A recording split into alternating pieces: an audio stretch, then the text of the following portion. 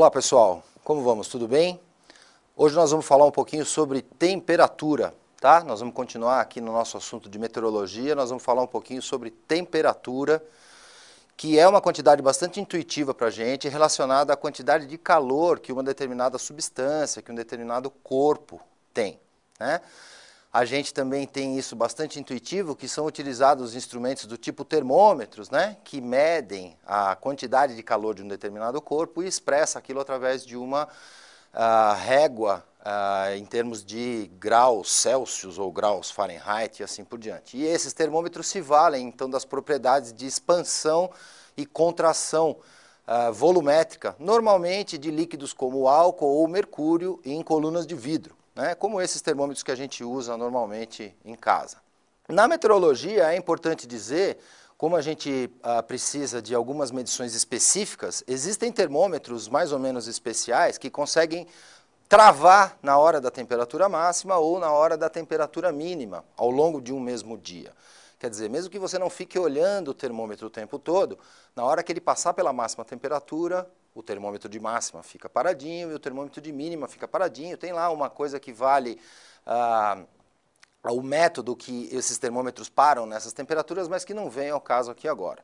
Quando a gente quer fazer medidas contínuas de temperatura, a gente emprega outros elementos sensíveis, outros métodos de exposição dos sensores, e esses equipamentos que medem continuamente são chamados termógrafos, eles conseguem gravar as informações ao longo do tempo, tá? Essa intuição de temperatura que a gente tem, né, como ser humano, como organismo, ela tem que ser colocada no seguinte sentido: a temperatura que a gente sente, ela não depende somente da quantidade de calor que está no ar. Ela vai depender de várias coisas, do tipo, se você está isolado do ponto de vista térmico, se você está numa sala com ventilação, ou com refrigeração, ou com calefação, ou seja, se você está com vestimenta, se você está protegido, né, ou se você está em lugares interiores nos ambientes. Se você estiver fazendo esporte, também vai fazer diferença, né? Atividade física, a sua idade, a sua condição de saúde. Mas eu não quero falar sobre essas coisas, eu quero falar que a gente tem que pensar em umidade relativa e em vento, pessoal. Além, obviamente, de você poder estar ou não exposto ao sol, tá? Estando exposto diretamente ao sol, é intuitivo pensar que aumenta a quantidade incidente de calor e que, obviamente, você diminui um pouco a sua capacidade de perda por evaporação, fazendo com que isso tenha um aumento da sensação de calor, tá? A gente vai denominar sensação térmica a esse conjunto de fatores que levam ao nosso organismo a usar de artifícios para quando está com calor ou quando está com frio, tá? Para ele atingir, né, a sensação térmica ideal, ou seja, para que você tenha um conforto térmico adequado, o seu organismo tem mecanismos termorreguladores, que também não vem ao caso aqui agora, mas só para a gente entender o que a gente está falando. Então, exposto ao sol fica imediato de pensarmos. Com relação à umidade, se o ar estiver muito úmido, fica complicado a gente evaporar o suor. O nosso corpo transpira para tentar botar água líquida na pele da gente, para que essa água líquida seja evaporada e a nossa pele resfrie. Se por acaso o ar estiver muito úmido e a evaporação do suor ficar limitada, não existe resfriamento da pele, então a gente não se refresca. Então, lugares que são muito quentes e muito úmidos, né, tem um conforto térmico muito baixo. Por outro lado, se o ar está muito seco também, se o ar está muito seco, ele favorece muito a evaporação do suor. Então, qualquer troca que a sua pele estiver querendo fazer com o meio exterior, vai promover resfriamento da pele, tá? Aliado a essas condições, então, de temperatura e de umidade, a gente tem que também pensar no vento, se existe deslocamento das massas de ar. Ventos mais intensos acabam contribuindo para que o corpo perca calor, né, por condução ou por evaporação. E com isso, o organismo, né, o corpo tende a se resfriar com esse tipo de atuação de vento, tá? Então, localmente a gente tem esse tipo de situações, mas a gente precisa pensar quais são os fatores mais gerais que podem influenciar a temperatura no ponto que a gente está considerando ao longo do tempo, tá? Então, olha só, as estações do ano são muito importantes para isso. Qual é a latitude que você está no globo terrestre, se você está mais perto do Equador ou dos polos. Qual é a altitude que você se encontra, tá? Considerar regiões onde você tem muito mais predominância de continentes ou de oceanos, que é o que a gente está chamando de efeito da continentalidade. Se você está perto dos oceanos, o fato de você estar à mercê de correntes oceânicas de águas quentes ou de águas frias, e, evidentemente, todas as circulações atmosféricas, evidentemente ligadas com isso, e as condições locais. Vamos tentar dar uma olhada rapidinho em tudo isso. No que diz respeito às estações do ano, a gente pode enxergar claramente a existência delas em função da inclinação do eixo de rotação da Terra em relação ao plano da eclíptica de órbita da Terra de translação em torno do Sol, né? Então, se a gente considerar que o plano da eclíptica está no plano horizontal aqui da nossa tela, a gente vê claramente que existe uma inclinação desse eixo e, considerando que a Terra efetua um movimento de rotação em torno do seu eixo, um observador no Polo Norte sente um movimento no sentido anti-horário, enquanto que um observador no Polo Sul sente um movimento no sentido horário. A gente não pode esquecer que um está de ponta cabeça em relação ao outro. Se você fizer isso com uma bola amarrada num barbante, você vai ver que se você olhar ela por cima ou se você olhar ela por baixo, ela parece que está girando para lados diferentes. Então, isso é muito importante porque vai explicar toda a deflexão que os movimentos que existem no planeta Terra, da atmosfera e do oceano, vão sentir, tá? Então, essa representação esquemática do plano da eclíptica, né, da translação da Terra em torno do Sol e do seu eixo de rotação, mostra claramente a mesma inclinação, né, em todo o trajeto da Terra em torno do Sol, e o fato dessa inclinação ser sempre a mesma vai fazer com que, conforme a posição da Terra ao longo da eclíptica propriamente dita, a gente vai ter uma incidência de radiação muito mais eficiente no Polo Sul, como é o caso desta figura e desta daqui, e no Polo Norte, perdão, como está nesta figura e nessa daqui, e no Polo Sul, como está naquelas outras duas figuras, tá? Então, além de depender do estágio do dia e noite, aquela história de dia aqui, noite no Japão, como fica claro nessa figura e naquela lá, né, é importante perceber que a posição ao longo da eclíptica, que se dá ao longo do ano, também vai impor a diferença de incidência de radiação para cada um dos polos, tá certo?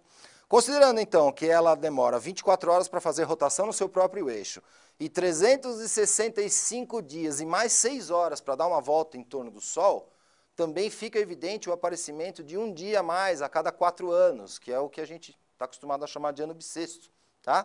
É preciso você ter um dia a mais a cada 4 anos para compensar esse pequeno atraso de 6 horas, né? Atraso em relação ao que a gente chama de ano 365 dias. Tá? Então, a história da inclinação fica bem clara nessa figura. Perceba que, durante alguns meses, há muito mais incidência de radiação no Polo Sul do que, em outros meses, a evidência de radiação, de incidência maior de radiação no Polo Norte. Então, isso explica o aparecimento das estações do ano conjugado com dia e noite. Tá? Como é que a gente entende essa questão? Como é que a gente define as estações do ano? Então, tudo que a gente se referia a austral, pessoal, se refere ao hemisfério sul, boreal ao hemisfério norte. Lembre-se da Austrália, que fica fácil de gravar, tá? Então, o que a gente está chamando de primavera austral? Quando que começa a primavera austral? Aproximadamente, no dia 21 de setembro, aproximadamente sempre por causa daquelas 6 horas que a gente estava falando, acontece o que é chamado equinócio da primavera austral. Quer dizer, existe a incidência de radiação perpendicular, né? Onde a gente vai observar a incidência de radiação perpendicular na linha do Equador. A gente vai ver efetivamente os raios incidindo perpendicularmente na linha do Equador. Por isso que a gente chama de equinócio, quando o Sol está exatamente passando pelo Equador. Isso vai acontecer no começo da primavera austral, e a gente chama de equinócio da primavera austral, só que nessa mesma época do ano, no hemisfério norte, eles estão no outono, né? No início do outono, então que seria o outono boreal. A estação seguinte é o verão austral, quer dizer, imagine então a Terra andando lá naquela eclíptica, e ela chega naquela situação onde o hemisfério sul, o polo sul, começa a receber mais radiação. Perceba que a incidência de radiação ela fica perpendicular nos trópicos, quando a gente pensa, né, trópico de Câncer e trópico de Capricórnio. Isso acontece aproximadamente por volta do dia 21 de dezembro, e a gente tem o Sol exatamente a pino nos trópicos nesse dia, né? O Sol exatamente na vertical local. Isso se chama, então, solstício de verão austral, e na mesma época do ano, o hemisfério norte está no inverno, então, solstício de inverno boreal. Tá? Seguindo a sequência, a gente vai ter o outono no hemisfério sul, o outono austral, 3 meses mais ou menos do verão, né, por volta de 21 de março, equinócio novamente, incidência perpendicular na latitude da linha do Equador, equinócio de outono austral ou equinócio de primavera boreal.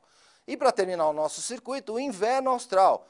O Sol fugiu lá para o hemisfério norte. Quem está recebendo radiação agora, predominantemente, é o Polo Norte, e o Polo Sul não está recebendo muita coisa. A incidência perpendicular está dando lá em cima do Trópico de Câncer, 23 graus e meio norte.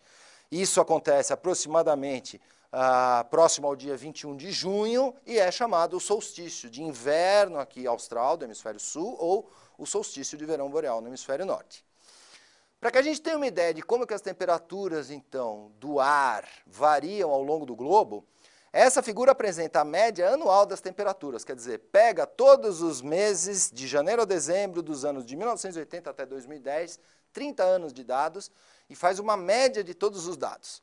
O que fica evidente? Que a região equatorial é muito mais quente e que gradativamente a gente vai tendo diminuição de temperatura em direção às regiões polares, o que é meio intuitivo, quando a gente lembra daqueles conceitos que a gente aprendeu na escola, de geografia e tal. Agora está ficando um pouco mais claro por que essa região é mais quente, por causa da incidência de radiação e aquilo tudo que a gente falou agora há pouco. Olha só a diferença se a gente pegar, por exemplo, a média de temperatura, mas não agora do ano inteiro, dos meses de verão do hemisfério sul, dezembro, janeiro, fevereiro, tá?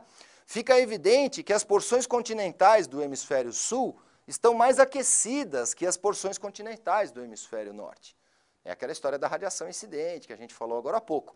Os polos continuam gelados, vejam bem, mas o que a gente tem é uma diferença de temperaturas na faixa tropical, né? E, evidentemente, se a gente reparar em valores, a gente também vai ver diferenças de temperatura na faixa polar. Se a gente pegar junho, julho e agosto, aí é o contrário, é o verão do hemisfério norte. Nitidamente, a gente vê as massas continentais do hemisfério norte consideravelmente mais aquecidas ou mais abrangentes no que diz respeito à área de aquecimento em relação ao hemisfério sul. O que também é intuitivo, que é a parte de radiação mais eficiente, de incidência no hemisfério norte. Uma coisa que é importantíssima a gente observar nessas figuras, pessoal, percebam a continentalidade, quer dizer, a proporção continente-oceano que tem, comparando o hemisfério norte com o hemisfério sul. A gente sabe que a Terra é coberta 70% de oceanos, mas o hemisfério norte tem uma proporção continental muito maior do que o hemisfério sul. Então é de se esperar que as variações de temperatura no hemisfério norte sejam muito maiores, tá? Nós já vamos passar por isso aí um pouquinho, daqui a pouquinho. Então o que é importante a gente começar a fixar? A gente está falando de estação do ano, a gente está falando de características que influenciam a temperatura, e a gente citou lá no início que a altitude é importante para a gente ter uma ideia da temperatura daquela superfície. A gente lembra que na troposfera, aquela primeira camada mais baixa da atmosfera, a temperatura diminui com a altura, tá? E isso ocorre porque o aquecimento da atmosfera se dá a partir da superfície. A atmosfera não é boa para absorver radiação do Sol, mas a superfície terrestre sim. E aí, a superfície se aquecendo, ela começa a aquecer a parte da atmosfera adjacente a ela. Então, é relativamente intuitivo pensar que quanto mais longe que você está daquela superfície que esquenta, mais frio você vai ter a sua parcela de ar. E também pensar que em regiões em montanhas estão sujeitas a menores temperaturas, né, pensando do vento horizontal que está trazendo a massa de ar para aquela região, que elas também vão estar sujeitas a menores temperaturas do que regiões não tão altas. Tá? Agora, com relação ao continente e oceano que eu chamei a atenção agora, a gente tem que pensar o seguinte, existe um aquecimento diferencial muito diferente. O continente esquenta durante o dia. A água, os corpos d'água, represas, grandes lagos ou mesmo o oceano, ele tem um ritmo diurno de aquecimento muito menor que o continente. Por que isso? O continente possui uma capacidade térmica muito menor que a água. Se você pensar, então, que uma mesma quantidade de radiação incidindo numa mesma latitude, por conta daquelas diferenças que a gente viu agora há pouco, sobre uma região de continental e uma região sobre um corpo d'água ou sobre o oceano, o continente vai aquecer mais do que o oceano durante o dia e vai resfriar mais do que o oceano durante a noite. A capacidade térmica dele é menor, ele tem menos condições de reter calor. E isso vai também ter um efeito danado na temperatura do ar sobrejacente. tá? Então, sobre os continentes é de se esperar que você tenha variações de temperatura muito maiores e, portanto, temperaturas máximas e temperaturas mínimas bastante mais elevadas, né, bastante mais distantes do que aquelas que a gente vê em cima do oceano, tá? Por que a gente está falando isso? Existe uma distribuição de correntes superficiais nos oceanos que em alguns lugares você transporta águas quentes da região equatorial em direção às latitudes mais altas e em outros lugares, eu estou usando aqui o Pacífico e o Atlântico de exemplo, você leva águas mais frias em direção à região equatorial, tá? Então, locais que estão influenciados pelas correntes tipicamente quentes vão apresentar temperaturas e características climáticas um tanto quanto diferentes do que locais com temperaturas das águas do mar relativamente frias, das correntes oceânicas. Isso não é uma regra, vai existir uma série de situações, como o Nordeste brasileiro ou como outras regiões do globo, mas de uma maneira geral existe um pouco dessa limitação com relação à temperatura do ar em cima de água quente ou de água fria. A água consegue reter calor e por isso consegue transportar calor para a atmosfera. Tá? A ideia das correntes frias é que você vai ter locais afetados por correntes frias, como é a costa da Califórnia, ou a costa do Peru, ou a costa da África do Sul, são locais onde a evaporação é menos favorecida. Então, em geral, são litorais mais secos do que aqueles litorais expostos a correntes oceânicas quentes. Tá? Não é uma coisa canônica, mas a gente pode fazer essa interpretação de uma maneira geral. Tá?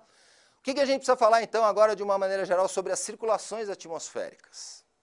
Aquela incidência de radiação lá entre a região tropical, mais ou menos 30 norte e 30 sul, é uma região caracterizada por receber mais radiação solar do que emitir radiação de onda longa para o espaço. Tá? As regiões polares já vão ser um comportamento oposto. Elas recebem menos radiação solar do que elas emitem radiação para o espaço. Então, se você for pensar numa determinada consideração sobre todas as latitudes, tem uma faixa de latitude em torno do Equador que recebe mais radiação solar do que emite radiação de onda longa.